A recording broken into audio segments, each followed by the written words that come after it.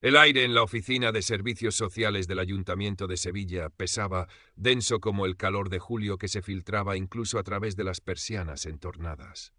Lía Vargas tecleaba con una eficiencia que contradecía la tormenta contenida tras sus ojos oscuros, herencia de una genealogía gitana que llevaba con la misma dignidad con la que cargaba el peso invisible de su pasado. Acababa de cerrar un caso menor, una ayuda de emergencia para una madre soltera. Había sido firme en los requisitos, pero su voz había transmitido una empatía que iba más allá del protocolo. Sofía Herrera, su compañera de mesa, una joven paya de sonrisa fácil y corazón aparentemente ligero, suspiró mientras archivaba unos papeles. Otro día, otra batalla, Elia. A veces pienso que este trabajo nos va a consumir. Menos mal que tú tienes esa coraza. Lía esbozó una media sonrisa que no llegó a sus ojos. Alguien tiene que tenerla, Sofía. Si no, ¿quién aguantaría? Sabía que Sofía no entendía la naturaleza de su coraza, forjada en fuegos muy distintos a los que la mayoría de sus compañeros podían imaginar. La impresora escupió un nuevo expediente. Lía lo tomó. Nombre Mateo Roldán. Fecha de nacimiento, similar a la suya. Dirección, una pensión de mala muerte en Triana. Un escalofrío helado incongruente con el bochorno sevillano le recorrió la espalda. Roldán. El apellido resonó en su mente como el eco de una campana fúnebre, trayendo consigo imágenes borrosas, voces crueles, el sabor amargo de la humillación. No podía ser. Tantos años. «Lía, ¿estás bien? Te has quedado pálida». La voz de Sofía la devolvió al presente. «Sí, solo un mareo por el calor», mintió, apartando la mirada del papel. Pero el nombre seguía allí, grabado a fuego. Una voz desde la recepción anunció: «Mateo Roldán para la trabajadora social Lía Vargas». El corazón de Lía dio un vuelco doloroso. Se aferró al borde de la mesa, sus nudillos blancos. Sintió como el aire se espesaba aún más, casi irrespirable. La puerta de su pequeño despacho se abrió, y allí estaba él. El hombre que entró no era más que una sombra del Mateo Roldán que Lía recordaba. Si el recuerdo era el de un adolescente espigado, de cabello castaño claro peinado con arrogancia, ojos azules burlones y ropa de marca impecable, el hombre frente a ella era su antítesis. Encogido, visiblemente más delgado, con la barba de varios días, salpicándole el rostro demacrado y unas ojeras violáceas que hablaban de noches en vela o algo peor. La ropa, aunque limpia, estaba desgastada, descolorida, colgándole de una estructura ósea que parecía haber encogido. La antigua insolencia de su mirada se había transformado en una expresión vacía, casi perdida, con un leve temblor en las manos que intentaba ocultar entrelazándolas. Lía lo observó. Una máscara de profesionalismo impávido, ocultando el terremoto que sacudía sus cimientos. El olor a tabaco rancio y a desesperación que emanaba de él llenó el pequeño espacio, ahogando el aroma limpio de los productos de oficina. Él no la reconoció, al menos no al principio. Sus ojos, antes afilados y crueles, ahora vagaban sin fijeza, como buscando un ancla en un mar de incertidumbre. Se sentó con torpeza en la silla frente al escritorio de Lía, dejando caer una mochila raída a sus pies. «Buenos días», dijo Lía, su voz sorprendentemente firme, un instrumento afinado por años de práctica en el arte de la disociación profesional. «¿Mateo Roldán?» Él asintió, la nuez de su cuello subiendo y bajando con dificultad. «Sí, soy yo». Su voz era áspera, un susurro ronco que apenas se parecía al tono altanero y burlón que Lía tenía grabado en la memoria. Comenzó a exponer su situación, una letanía de desdichas, pérdida de empleo, deudas acumuladas, un aviso de desahucio de la mísera habitación donde malvivía. Hablaba con frases entrecortadas, la mirada fija en algún punto indefinido sobre el hombro de Lía.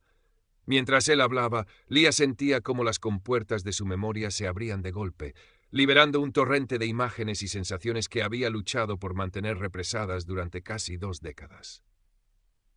Sevilla, finales de los 90. El patio del colegio concertado San Isidoro, un oasis de privilegio en el corazón de un barrio acomodado. Lía, con sus 12 años, su uniforme heredado 2 tallas más grande y su piel olivácea que la señalaba como la gitana, era una isla de diferencia en un mar de niños payos, de familias bien.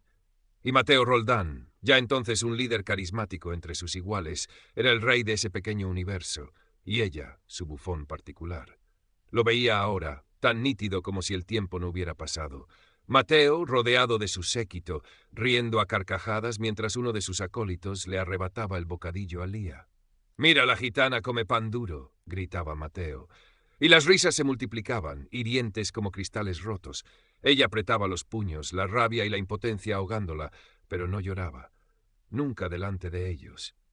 Otro día, en clase de gimnasia. Le habían escondido las zapatillas. Tuvo que hacer la clase descalza sobre el frío suelo de cemento, soportando las miradas de lástima de algunos y las sonrisas crueles de Mateo y su pandilla. «Las gitanas están acostumbradas a ir descalzas, ¿verdad?», le había susurrado él al pasar a su lado, su aliento oliendo a chicle de fresa. El insulto, gitana, siempre pronunciado con un desprecio que la marcaba a fuego. Recordaba el olor del perfume caro de la madre de Mateo cuando iba a recogerlo, un contraste brutal con el olor a lejía y a fritanga barata de su propio portal en las 3000 viviendas. La humillación era constante, una llovizna fina y persistente que calaba hasta los huesos. Las burlas por su ropa, por su acento, por el simple hecho de existir. Y Mateo siempre allí, orquestándolo todo, disfrutando de su poder, de su capacidad para hacerla sentir pequeña, insignificante, sucia. «Señorita Vargas, ¿me escucha?». La voz de Mateo, ahora teñida de una incipiente ansiedad, la devolvió bruscamente al presente. Él la miraba fijamente por primera vez. Una chispa de confusión, luego de vago reconocimiento, comenzó a encenderse en el fondo de sus ojos apagados. Frunció el ceño, como intentando encajar una pieza en un rompecabezas olvidado. «Lía», susurró, el nombre saliendo de sus labios como una exhalación incrédula. «¿Lía Vargas? ¿La del San Isidoro?». La máscara de Lía no vaciló, pero por dentro sintió como un muro de contención se resquebrajaba. Asintió lentamente. La misma. El color desapareció del ya pálido rostro de Mateo. Se reclinó en la silla como si le hubieran dado un golpe. La mochila a sus pies pareció de repente el único objeto sólido en la habitación. El silencio se estiró, cargado de pasado, de palabras no dichas, de cuentas pendientes. Lía podía oír el zumbido del fluorescente sobre sus cabezas, el lejano murmullo del tráfico en la avenida de la Constitución. Cada segundo era una eternidad.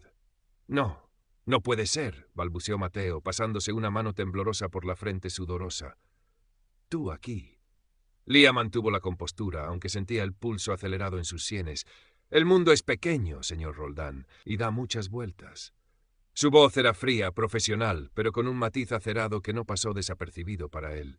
Quería gritarle, escupirle todo el veneno acumulado durante años, preguntarle si ahora se reía, si ahora le parecía divertido.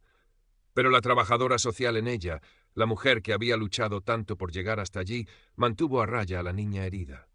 «Por favor, continúe con su exposición», dijo Lía, indicando con un gesto el expediente sobre la mesa. «Tenemos que evaluar su situación para determinar si cumple los requisitos para alguna de las ayudas disponibles». Mateo tragó saliva, visiblemente afectado. La antigua arrogancia había desaparecido por completo, emplazada por una mezcla de vergüenza, miedo y una desesperación aún más profunda que antes. Continuó su relato, pero ahora su voz era aún más débil, sus ojos esquivando constantemente la mirada directa de Lía. Contó cómo la empresa de su padre, un próspero negocio de construcción, se había ido a pique durante la crisis de 2008. Cómo los lujos se habían esfumado, seguidos por las propiedades, las amistades interesadas. Él, que nunca había necesitado trabajar de verdad, se encontró sin estudios relevantes, sin experiencia laboral útil, sin más habilidad que la de gastar un dinero que ya no existía. Pequeños trabajos esporádicos, deudas, el alcohol como refugio temporal. Una espiral descendente que lo había llevado hasta la puerta de los servicios sociales, hasta ella. Lía escuchaba, tomando notas con una mano firme que no reflejaba la tempestad de su interior. Cada palabra de él era a la vez una pequeña y perversa satisfacción y una nueva punzada de un dolor antiguo que creía olvidado. La ironía era casi insoportable. El otrora todopoderoso Mateo Roldán, reducido a pedir limosna al sistema, y ella, la gitana sucia, en la posición de decidir su suerte. Cuando Mateo terminó, un silencio denso volvió a llenar la oficina. Lía cerró la carpeta. «Bien, señor Roldán, necesitaré que aporte documentación adicional, su DNI, contrato de alquiler si lo tiene, justificantes de ingresos o ausencia de ellos, informe de vida laboral. Aquí tiene la lista». Le tendió un folio. «Una vez tengamos todo, estudiaremos su caso». Mateo tomó el papel con mano temblorosa. «Gracias», murmuró, sin atreverse a mirarla. Se levantó, cogió su mochila y por un instante pareció que iba a decir algo más. Pero luego solo asintió torpemente y salió del despacho, dejando tras de sí un rastro de miseria y el fantasma de un pasado que Leah ahora sabía que nunca se había ido del todo. Sola en su despacho, Leah se permitió exhalar el aire que no sabía que estaba conteniendo. Apoyó los codos en la mesa y se cubrió el rostro con las manos. Temblaba. El encuentro la había dejado exhausta, como si hubiera corrido una maratón emocional. La niña humillada y la profesional competente luchaban en su interior. ¿Qué iba a hacer? El protocolo era claro, pero su corazón era un nudo de emociones contradictorias. Sofía asomó la cabeza por la puerta. ¿Todo bien? Ese parecía un caso difícil. Leah se recompuso rápidamente. Sí, solo complicado. Alguien del pasado, ya sabes. Sofía sintió con comprensión, aunque Leah sabía que no podían imaginar la magnitud de lo que acababa de ocurrir. Bueno, si necesitas hablar, aquí estoy. Y recuerda, profesionalidad ante todo. No dejes que te afecte personalmente. Gracias, Sofía. Lo tendré en cuenta, dijo Leah, forzando otra sonrisa. Profesionalidad. Sí, eso era lo que necesitaba. Pero, ¿cómo ser profesional cuando el hombre que había destrozado parte de tu infancia estaba ahora a tu merced? La pregunta flotó en el aire viciado de su despacho, sin respuesta. Los días siguientes fueron una tortura para Leah. El expediente de Mateo Roldán yacía sobre su mesa como una bomba de relojería. Cada vez que sus ojos se posaban en él, las imágenes del pasado volvían con una viveza dolorosa. Intentaba concentrarse en otros casos, pero la sombra de Mateo lo invadía todo. Otro flashback, más insidioso. Tenía 14 años. Había pasado horas preparando un trabajo de historia sobre Al-Ándalus, un tema que le apasionaba. Era su oportunidad de demostrar su valía, de callar las burlas con conocimiento. Lo había escrito a mano con esmero, decorado con dibujos de la Alhambra. El día de la entrega, al sacar la carpeta de su mochila, la encontró vacía. El pánico la atenazó. Buscó desesperadamente, pero el trabajo no estaba. Al fondo de la clase vio a Mateo Roldán sonriendo con suficiencia y a uno de sus amigos haciendo un gesto de romper un papel. Nunca pudo probar nada. La profesora, aunque comprensiva, tuvo que ponerle un 0. La humillación de ese día, la sensación de impotencia absoluta, se había quedado grabada a fuego en su memoria. Fue una de las muchas veces que el acoso de Mateo no solo la hirió emocionalmente, sino que también saboteó sus esfuerzos académicos. Leah revisaba la documentación que Mateo había ido aportando a cuentagotas. Todo parecía confirmar su historia de declive. No había rastro del antiguo Roldán opulento. Solo deudas, embargos, una vida deshilachada. Parte de ella, la parte más oscura y herida, sentía una satisfacción cruel. El karma, pensó con amargura. Pero otra parte, la trabajadora social, la mujer que había visto tanta miseria humana, sentía una incómoda punzada de lástima. No era lástima. Era el reconocimiento de una vulnerabilidad compartida, aunque las causas fueran diametralmente opuestas. Como parte del protocolo y también por una necesidad personal de entender, de cerrar círculos, Leah decidió que debía hablar con la madre de Mateo, doña Isabel de Roldán. Recordaba vagamente su dirección de la infancia, en el señorial barrio de Los Remedios. Una llamada telefónica confirmó que, aunque la familia había perdido casi todo, doña Isabel seguía viviendo en el mismo piso, ahora probablemente hipotecado hasta las cejas y con habitaciones vacías que antes rebosaban de vida y lujo. El encuentro tuvo lugar en el salón del piso de Los Remedios. El otrora esplendoroso apartamento ahora mostraba los signos inequívocos de la decadencia. Muebles de caoba cubiertos con sábanas, paredes descoloridas donde antes colgaban cuadros ahora ausentes, un aire general de abandono y tristeza. Doña Isabel, aunque vestida con una elegancia algo trasnochada, también había envejecido considerablemente. La altivez de antaño se había transformado en una fragilidad nerviosa, sus manos adornadas con anillos que parecían demasiado grandes para sus dedos delgados. Leah se presentó como la trabajadora social encargada del caso de su hijo. Doña Isabel la miró con unos ojos que, por un instante, parecieron reconocer algo, pero luego la confusión o la negación velaron su expresión. «Mi Mateo», comenzó doña Isabel, la voz temblorosa, «siempre fue un buen chico, señorita Vargas. Un poco impulsivo, quizás como todos los jóvenes de buena familia, pero con un gran corazón. Esta situación es una desgracia, una injusticia. La crisis nos arruinó, ¿sabe? Manos negras, envidias». Leah escuchaba con paciencia profesional, aunque cada palabra de la mujer era una daga. ¿Buen chico? ¿Gran corazón? Se mordió la lengua para no recordarle las crueldades de su buen chico. Entiendo que es una situación difícil, doña Isabel, dijo Lía con suavidad. Estamos intentando ayudar a Mateo a encontrar una salida, pero necesitamos entender todo su contexto familiar y personal. Doña Isabel habló durante casi una hora, un monólogo entrecortado de lamentos, justificaciones y una persistente ceguera ante cualquier responsabilidad de su hijo en su propia caída. Para ella, Mateo seguía siendo el príncipe destronado, víctima de las circunstancias, nunca el artífice de su propio desastre, y mucho menos el matón que había sido. En ningún momento pareció recordar a la niña gitana que su hijo atormentaba en el colegio. O si lo hizo, lo ocultó tras una máscara de amnesia selectiva. Lía salió de aquel piso con una sensación agridulce. La visita no le había aportado mucha información útil para el expediente, pero sí le había confirmado algo. La ceguera de la clase privilegiada, la incapacidad de ver el daño infligido, la facilidad con la que se reescribe el pasado para adaptarlo a una narrativa más cómoda. Las siguientes entrevistas con Mateo fueron aún más tensas. Ahora que ambos sabían quién era el otro, el aire entre ellos se podía cortar con un cuchillo.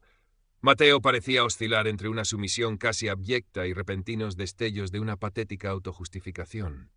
Yo no era así, Lía. Señorita Vargas, se corrigió una vez tropezando con las palabras. Era un crío estúpido. No sabía lo que hacía. Todos cometemos errores. Lía lo miró fijamente. Errores, señor Roldán. Algunos errores dejan cicatrices muy profundas en otras personas. Cicatrices que duran toda una vida. Su voz era neutra, pero el mensaje era inequívoco. Mateo bajó la mirada, el rostro contraído. ¿Crees que no lo sé? ¿Crees que no me doy asco a mí mismo cada mañana cuando me miro al espejo?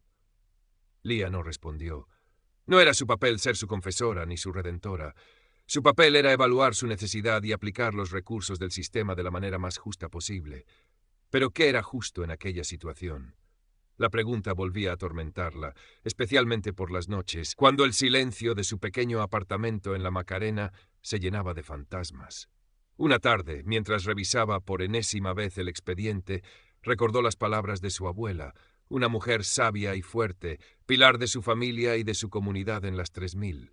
Lía, de niña, había llegado a casa llorando tras una de las humillaciones de Mateo. Su abuela la había abrazado y, secándole las lágrimas con su pañuelo de flores, le había dicho con su voz grave y serena: «Hija mía, en esta vida te encontrarás con mucha gente mala, gente que querrá hacerte daño solo por ser quien eres». Su abuela la había abrazado y, secándole las lágrimas con su pañuelo de flores, le había dicho con su voz grave y serena: «Hija mía, en esta vida te encontrarás con mucha gente mala, gente que querrá hacerte daño solo por ser quien eres. No puedes evitarlo, pero lo que sí puedes elegir es cómo respondes. La mejor venganza, la más grande, no es devolver el golpe con la misma moneda. La mejor venganza es que no te parezcas a tu enemigo, es ser mejor que él, construir tu vida sobre la bondad y la justicia, no sobre el rencor». Las palabras de su abuela resonaron en su mente con una claridad sorprendente. Negarle la ayuda a Mateo sería justicia o simplemente una forma de venganza tardía, una forma de rebajarse a su nivel de crueldad infantil. No estaría al hacerlo traicionando los principios por los que tanto había luchado, los mismos principios que la habían llevado a ser trabajadora social. La duda la carcomía. Sentía un pinchazo de culpa solo por considerar negarle la ayuda por el pasado. El informe final sobre el caso de Mateo Roldán estaba casi completo. Lía había recopilado toda la información, había realizado todas las entrevistas. Su necesidad era real, objetiva. Cumplía los criterios para recibir una ayuda de emergencia, quizás acceso a un programa de inserción laboral. Pero la decisión final, el tipo exacto de ayuda, la duración, las condiciones, eso dependía en gran medida de su criterio profesional. Un criterio que ahora se sentía irremediablemente contaminado por el pasado. Citó a Mateo para una última entrevista. El día señalado, el calor en Sevilla era sofocante, el aire vibraba sobre el asfalto. Lía sentía que la presión en su pecho imitaba la del exterior. Mateo entró en el despacho. Parecía aún más encogido, si cabe. La incertidumbre lo hacía parecer una cáscara vacía. Se sentó, las manos entrelazadas sobre las rodillas, la mirada fija en el suelo. Lía lo observó durante unos instantes en silencio. Luego, con voz controlada, comenzó: «He revisado toda su documentación, señor Roldán, y he evaluado su situación. Hizo una pausa deliberada. Mateo levantó la vista, una mezcla de esperanza y temor en sus ojos. Antes de comunicarle mi decisión, continuó Lía, su voz adquiriendo un filo sutil, me gustaría decir algo. Las vueltas que da la vida, ¿verdad, Mateo? Hay quien siembra vientos y tarde o temprano recoge tempestades. A veces el pasado vuelve para recordarnos quiénes fuimos y sobre todo el impacto que tuvimos en la vida de otros. No era una acusación directa, no en términos profesionales, pero el mensaje era cristalino. Ella recordaba, ella sabía. El rostro de Mateo se descompuso. Un temblor recorrió su cuerpo. Abrió la boca para hablar, pero solo salió un sonido ahogado. Finalmente, con la voz rota, susurró: «Lo sé, fui un monstruo, contigo, con mucha gente. No hay día que no me arrepienta. Si pudiera volver atrás». Sus ojos se llenaron de lágrimas, unas lágrimas que parecían genuinas, nacidas de una vergüenza y un dolor profundos. Lía lo escuchó sin interrumpir, su expresión impasible, aunque por dentro una extraña mezcla de emociones la sacudía. No esperaba una disculpa, y mucho menos una tan explícita. Parte de ella quería creer en ese arrepentimiento. Otra, más cínica, se preguntaba si era solo una actuación para conseguir su favor. «El pasado no se puede cambiar, señor Roldán», dijo finalmente Lía, su tono volviendo a ser estrictamente profesional. «Pero el presente sí nos ofrece la oportunidad de tomar decisiones diferentes». Abrió el expediente. «Considerando su situación actual y los recursos disponibles, he decidido aprobarle una ayuda económica de emergencia durante los próximos 3 meses». Mateo la miró, incrédulo. «Sin embargo», añadió Lía con firmeza, «esta ayuda está condicionada. Deberá usted inscribirse y participar activamente en el programa municipal de búsqueda de empleo y asistir a los talleres de habilidades sociales que se le indiquen. Evaluaremos su progreso mensualmente. Cualquier incumplimiento supondrá la suspensión inmediata de la ayuda. ¿Está claro?» Mateo asintió repetidamente, incapaz de articular palabra. La mezcla de alivio, sorpresa y quizás una nueva capa de humillación al verse sometido a condiciones tan estrictas por parte de ella lo había dejado mudo. «Aquí tiene la notificación oficial y los documentos que debe firmar», dijo Lía, tendiéndole los papeles. Su mano, al hacerlo, rozó la de él. Un contacto fugaz, casi imperceptible, pero que envió una descarga eléctrica a través de ambos. Mateo firmó donde se le indicó, su mano aún temblorosa. Cuando terminó, levantó la vista hacia Lía. «Gracias», logró decir, la voz apenas un hilo. «Gracias, Lía». Era la primera vez que usaba su nombre de pila sin el apellido desde que se habían reencontrado y sonó extrañamente íntimo, casi doloroso. «Es mi trabajo, señor Roldán», respondió ella, recuperando la distancia profesional. «Espero que aproveche esta oportunidad». Mateo asintió de nuevo.